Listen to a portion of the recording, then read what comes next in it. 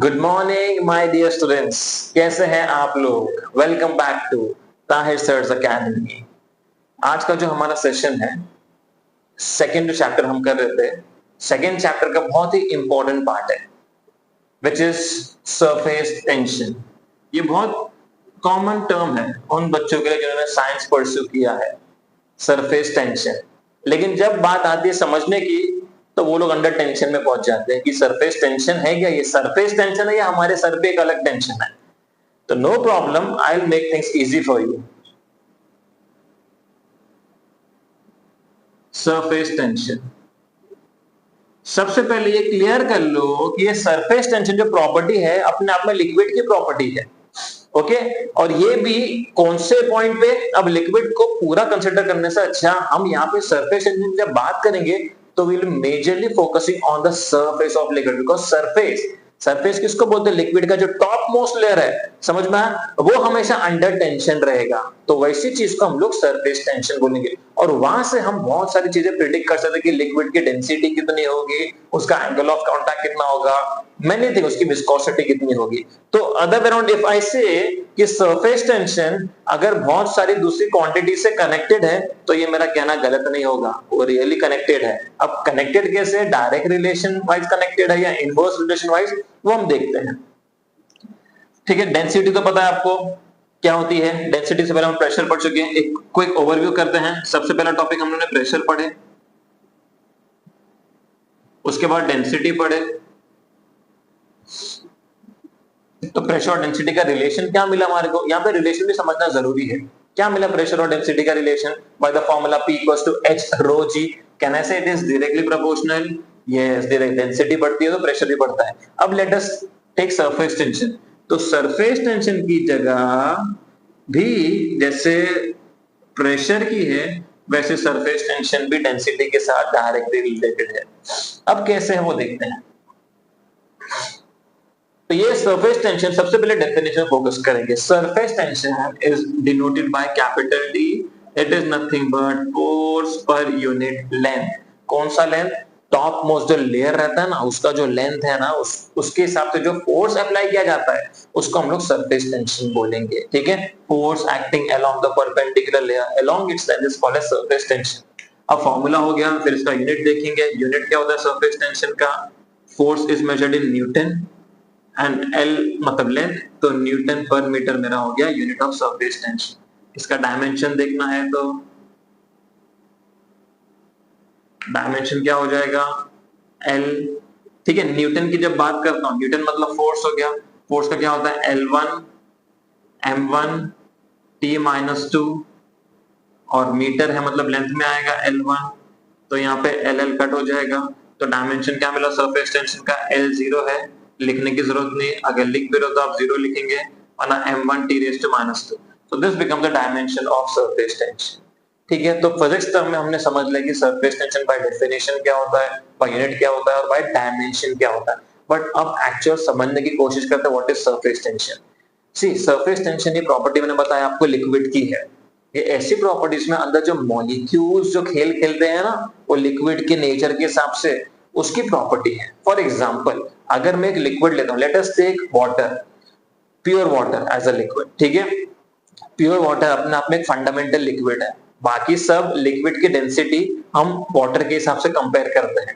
जिनकी डेंसिटी, फिलहाल मैं डेंसिटी के टर्म में बात कर रहा हूं बिकॉज डेंसिटी ऑलरेडी हो चुका है। तो जिनकी डेंसिटी ज्यादा है मतलब वैसे टाइप ऑफ लिक्विड को हम लोग हाई डेंस लिक्विड बोलते हैं कंपेयर टू वाटर। जिसकी डेंसिटी कम है उनको हम लोग लो डेंस लिक्विड बोलते हैं compare to water. Okay, now density और सरफेस टेंशन का रिलेशन क्या है? डायरेक्ट प्रोपोर्शनल है। नाउ सरफेस टेंशन में क्या है कि ये जो वाटर है इसका अपना खुद का सरफेस टेंशन है। ठीक है, इसका सरफेस टेंशन क्या मैं घटा सकता हूं, क्या बढ़ा सकता हूं? Yes, I can do that. On what basis? यहाँ पे अगर मैं कहीं ना कहीं पानी को पतला कर दूं, मतलब उसकी डेंसिटी कम कर दूं, तो उसका सरफेस टेंशन भी कम हो जाएगा। और कहीं ना कहीं पानी को बढ़ा दूं, डेंसिटी बढ़ा दूं, तो उसका सरफेस टेंशन भी बढ़ जाएगा। इसके लिए नॉर्मल प्योर वाटर है, उसके साथ में एक दूसरा पानी लेता हूं जिसमें मैं नमक या शुगर ऐड करके डिसॉल्व करता हूं। तो मैंने क्या किया, बाहर से अलग से इम्प्यूरिटीज ऐड किया। तो जब बाहर से इम्प्यूरिटीज ऐड करता हूं तो उसमें क्या हो जाता है, उसका लिक्विड का डेंसिटी चेंज हो जाता है, हेंस सरफेस टेंशन भी उसका चेंज हो जाता है। ठीक है, तो यहाँ और अच्छा अंडरस्टैंडिंग डेवलप करने के लिए अब हम एक एक्सपेरिमेंट से समझेंगे कि सरफेस टेंशन है तो है क्या।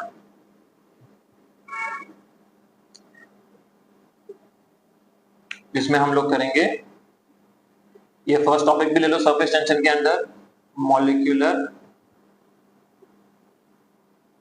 थियरी। मतलब अब मैं क्या करूंगा, जो भी लिक्विड रहेगा ना, लिक्विड मतलब जब भी बात करूंगा तो हम लोग फिलहाल वाटर ही कंसीडर करेंगे, unless until I am not specifying any other name of the liquid, that means by default मैं वाटर ले रहा हूं। तो मॉलिक्यूलर थ्योरी में आई टेक अ कंटेनर, वो कंटेनर में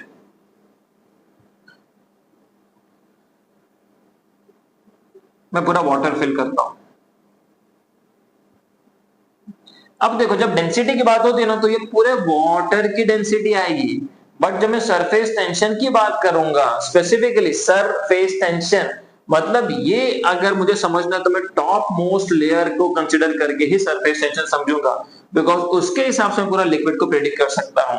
जैसे कि क्या पानी के ऊपर चीज फ्लोट होती है, मिडल में होती है या बॉटम में होती है? इट इज वेरी ऑब्वियस कि पानी के ऊपर ही चीज फ्लोट होती है।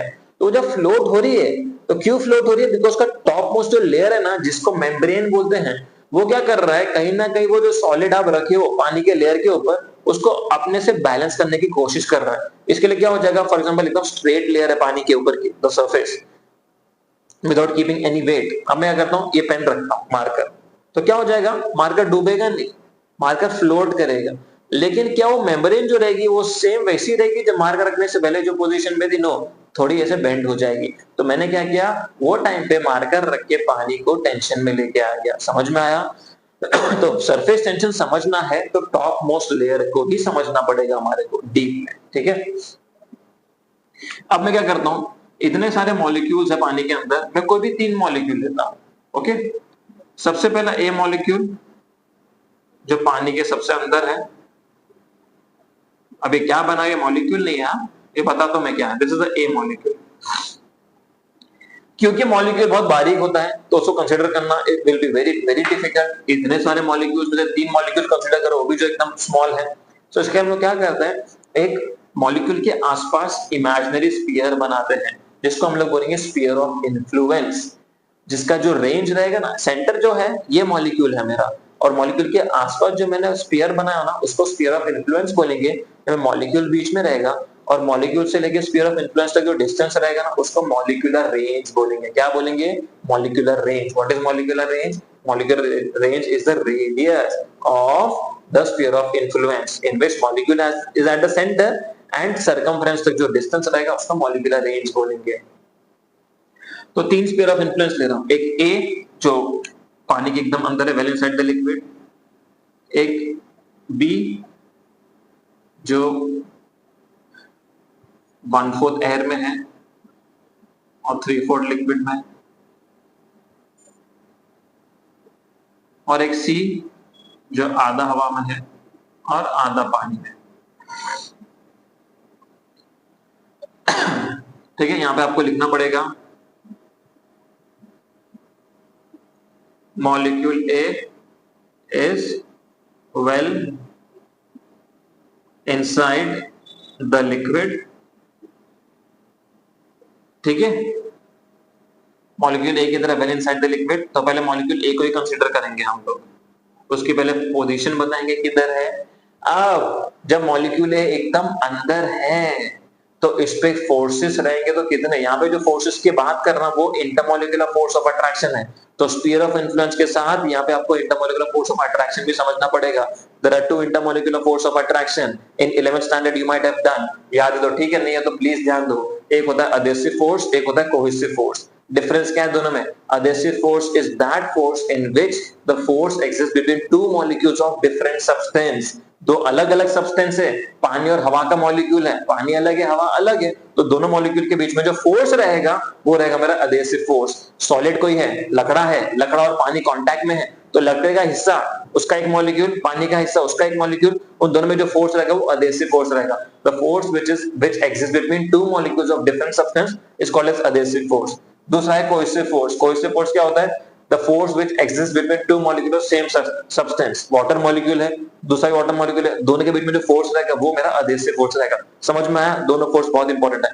तो अब ये देखते हैं हम, क्या ये दोनों फोर्स हर सिचुएशन पे अराइज होते हैं या हर जगह पे एप्लीकेबल है, हर जगह पे एक्सर्ट होंगे, या डिफरेंट डिफरेंट सिचुएशंस में आएंगे। मैं बात करता हूं सबसे पहले मॉलिक्यूल ए की। ठीक है, मॉलिक्यूल ए की तरह सबसे पहले अपने को पोजीशन बताना है उसकी। ये डेरिवेशन है, थ्योरेटिकल टॉपिक है।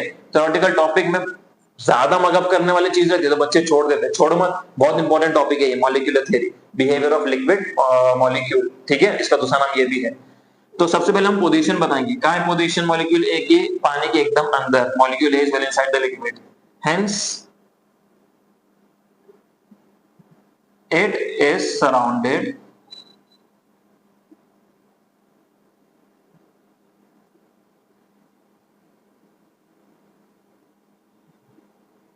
throughout by liquid molecules। therefore अब इसमें कौन सा फोर्स एक्ट होगा? ये खुद वाटर मॉलिक्यूल है, या आसपास भी वाटर मॉलिक्यूल से सराउंड किया है, तो कौन से फोर्स इसमें आएंगे? कोहेसिव फोर्स आएंगे। वो भी हर एक वाटर, फॉर एग्जांपल ये 4 मॉलिक्यूल लेता हूं वाटर के, 1 2 3 4, और सेंटर का खुद वाटर मॉलिक्यूल है। तो ये वाटर मॉलिक्यूल है, ये वाटर मॉलिक्यूल कोहेसिव फोर्स, ये वाटर मॉलिक्यूल, ये वाटर मॉलिक्यूल कोहेसिव फोर्स, ये वाटर मॉलिक्यूल, ये वाटर मॉलिक्यूल कोहेसिव फोर्स, ये वाटर मॉलिक्यूल, ये वाटर मॉलिक्यूल कोहेसिव फोर्स। लेकिन इस 4 में सब जगह से उसको कोहेसिव फोर्स मिल रहा है। Therefore, overall force on molecule A is cohesive force। अब कोहेसिव फोर्स हर जगह से तो लग रहा है। ये पेन है, पेन को मैं यहां से खींचता हूं, एक बंदा यहां से खींच रहा है, एक बंदा यहां से खींच रहा है, एक बंदा यहां से खींच रहा है, और सब बंदे सेम है। फॉर एग्जांपल यहाँ पे वाटर मॉलिक्यूल सब सेम है ना, सबकी स्ट्रेंथ सेम है शॉर्ट, तो क्या करेगा? मॉलिक्यूल जगह पे ही रहेगा। तो यहाँ पे भी वही है कि भले उसमें हर तरफ से उसको कोहेसिव फोर्स मिल रहा है सेंटर वाले मॉलिक्यूल को, बट सब फोर्सेस कैंसल आउट करेंगे, hence the net resultant force on molecule A will be 0। समझ में आया? but will cancel out from each and every direction, hence the net resultant force on molecule A is 0। ठीक है, 0। समझ में आया? ये खत्म हो गई कहानी हमारी मॉलिक्यूल ए की। अब आते हैं मॉलिक्यूल बी पे। सेम प्रोसीजर फॉलो करेंगे। सबसे पहले उसकी पोजीशन बताएंगे, दूसरा हमें नंबर ऑफ फोर्स बताएंगे, वो नंबर ऑफ फोर्स क्या कर रहे हैं उसकी फिर सिचुएशन बताएंगे। सिंपल है, ठीक है, बस आपको इंग्लिश में फ्रेम करना आना चाहिए। अब मॉलिक्यूल बी किधर है? 1/4 हवा में है और 3/4 पानी में है ना, इतना हिस्सा हवा में है, this much in air, and बाकी का 3/4 इज इन वाटर। अब ये जो मॉलिक्यूल है, ये बी मॉलिक्यूल है, ये बी मॉलिक्यूल के पास दोनों फोर्स रहेंगे। तो अब जब मैं मॉलिक्यूल बी के बारे में लिखूंगा तो क्या लिखूंगा? Molecule B is 1/4 in air and 3/4 in water. हो गई पोजीशन उसकी। उसके बाद क्या? ओवरऑल कितने फोर्स एक्ट होंगे? 2 होंगे ना। एक हवा जो पानी पे एक्ट करेगा, अधेसिव फोर्स रहेगा, हवा का मॉलिक्यूल अलग, पानी का मॉलिक्यूल अलग, तो दोनों के बीच में कौन सा फोर्स? Adhesive force. उसी तरह वाटर में भी हिस्सा है ना वो मॉलिक्यूल का, तो वाटर का जो हिस्सा है उसमें कोई से फोर्स एक्ट होगा, तो यहाँ पे दोनों फोर्स एक्ट हो रहे हैं। Therefore both the forces are acting on molecule B, that is cohesive force and adhesive force. ठीक है, आप लोग प्लीज फुल फॉर्म में लिखेंगे, शॉर्ट फॉर्म में नहीं लिखेंगे, एग्जाम आपको देना है। अब जब दोनों फोर्स आते हैं, जैसे ये पेन, एक बंदा बोलता है मेरा है, मैं बोलता हूं मेरा है, तो अब क्या करेंगे, वो अपनी तरफ खींचेगा, मैं अपनी तरफ खींचूंगा, वो अपनी तरफ खींचेगा, मैं अपनी तरफ खींचूंगा, होगा क्या, मैं जीतूंगा, क्यों, बिकॉज इस में मेरा पेन है। तो यहाँ पे भी यही होगा, मतलब जब भी फोर्सेस साथ में आते हैं ना, यहाँ पे तो क्या हो रहा है, सेम फोर्स आ रहा है, इसलिए सब कैंसल आउट कर रहा है, इसके लिए वो सिचुएशन नेट फॉर्म में नेट रिजल्टेंट जीरो है। बट यहाँ पे क्या हो जाएगा, दोनों फोर्स है, अधेसिव भी है, कोहेसिव भी है, ये डिफरेंट फोर्स है। अब अधेसिव और कोहेसिव, सपोज करो टग ऑफ वॉर चलती है दोनों में, खींचा ताना चलती है, तो कौन जीतेगा, सोचो कौन जीतेगा, क्या इतना रीजन वाला जीतेगा या ज्यादा रीजन वाला जीतेगा? ज्यादा रीजन मतलब ज्यादा डेंसिटी, ज्यादा डेंसिटी मतलब ज्यादा ताकतवर, तो जो ज्यादा ताकतवर है वो जीतेगा, समझ में आया? तो यहाँ पे कोहेसिव फोर्स स्ट्रॉन्गर है अधेसिव फोर्स से, तो क्या हो जाएगा, कोहेसिव फोर्स जीत जाएगा और ये मॉलिक्यूल बी को ना नीचे लेके आ जाएगा, नीचे किधर, ए की जगह पे लेके आ जाएगा, मतलब इनसाइड द वाटर, समझ में आया? अब आते हैं मॉलिक्यूल सी, यहाँ पे आपको वही लिखना है, hence net resultant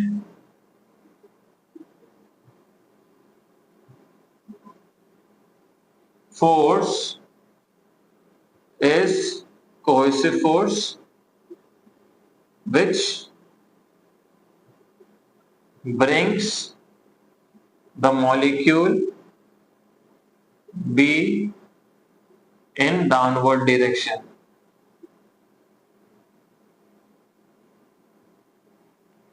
ओके, ये हो गया मॉलिक्यूल बी के बारे में। अब आते हैं मॉलिक्यूल सी के बारे में। मॉलिक्यूल सी क्या है, half in air and half in water, आधा हिस्सा उसका हवा में है और आधा हिस्सा पानी में है। तो अब ये सेम अप्रोच रखेंगे जो बी के लिए रखे थे, ठीक है, बिकॉज यहां पे भी दोनों फोर्स थे, तो यहाँ पे भी दोनों फोर्स रहेंगे, इतने हिस्से में अधेसिव फोर्स रहेगा, इतने हिस्से में कोहेसिव फोर्स रहेगा। बट फर्क क्या है कि बी में 3/4 था पानी के पास, 1/4 था एयर के पास, इसके लिए पानी जीत गया। यहाँ पे दोनों में आधा आधा है, तो क्या कोई जीतेगा? नहीं ना, वही रहेगा ना मॉलिक्यूल। नहीं बेटा, यहाँ पे दोनों के दोनों अलग मटेरियल है, अलग सब्सटेंस है, पानी अलग है, हवा अलग है, तो दोनों की डेंसिटी यहाँ पे मैटर करेगी, समझ में आया? मैंने बताया ना, सरफेस टेंशन हम डेंसिटी के टर्म में समझेंगे तो आसान लगेगा। तो यहाँ पे भले दोनों में आधा आधा रीजन है, but number of players in this case, in the case of water, are more compared to the number of players in the air। समझ में आया? तो इसमें जीतेगा मेरा अगेन कोहेसिव फोर्स। तो यहाँ पे both the forces are there, cohesive भी है एंड अधेसिव भी है, बट जीत कौन रहा है? कोहेसिव फोर्स, जो क्या कर रहा है, hence net resultant force on molecule C is cohesive। तो वो भी क्या करेगा, और मॉलिक्यूल क्या नीचे लेके आ जाएगा। तो ये सेम चीज लिखना है, which will bring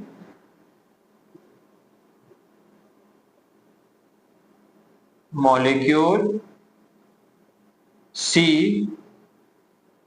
in downward direction। तो अब क्या हो रहा है धीरे धीरे, ये मॉलिक्यूल बी और मॉलिक्यूल सी है किधर, ये कहां पे, वैलेंस साइड द लिक्विड, ये दोनों के दोनों आप देख रहे हो सरफेस पे है, मैं बताया ना ये सरफेस है, इसको लिक्विड मेम्ब्रेन बोलेंगे यहां से यहां तक, P Q P dash Q dash.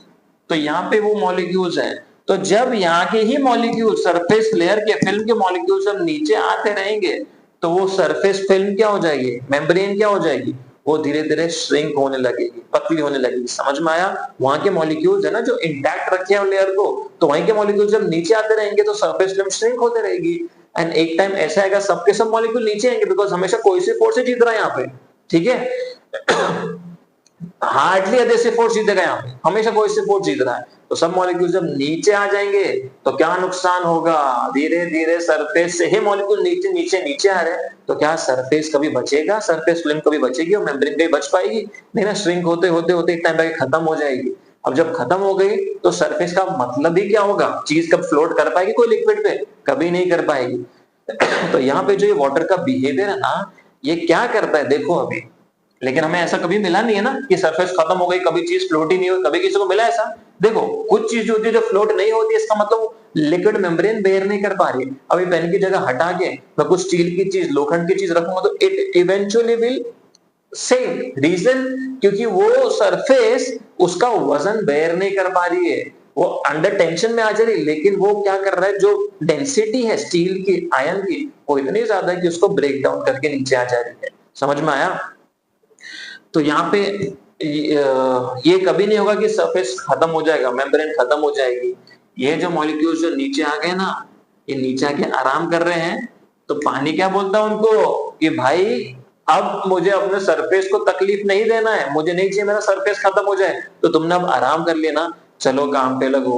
तो यहाँ पे सोचो मॉलिक्यूल्स भी काम पे कर रहे हैं, तो आप लोग कब काम करोगे अपना?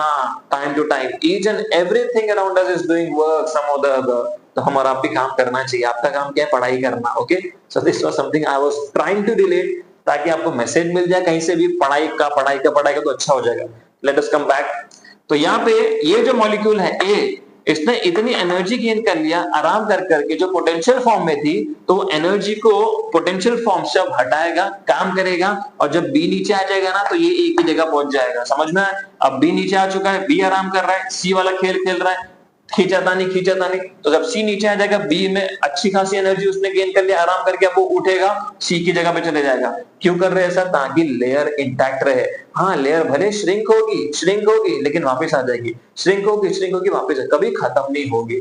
तो यहाँ से क्या मालूम पड़ा हमारे को कि वाटर का जो लिक्विड का मेम्ब्रेन है, जो टॉप मोस्ट लेयर है, उसके पास एक इंटरेस्टिंग प्रॉपर्टी है। कौन सी प्रॉपर्टी?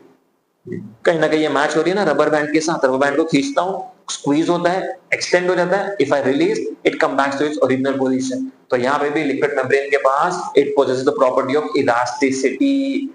ठीक है, तो ये हमारा टॉपिक था मॉलिक्यूलर थियरी का, जो बहुत ही इंपॉर्टेंट है। ये मैंने थोड़े रफ नोट्स बनाया हूं, इसको आपको अपने अंदाज में लिखना है।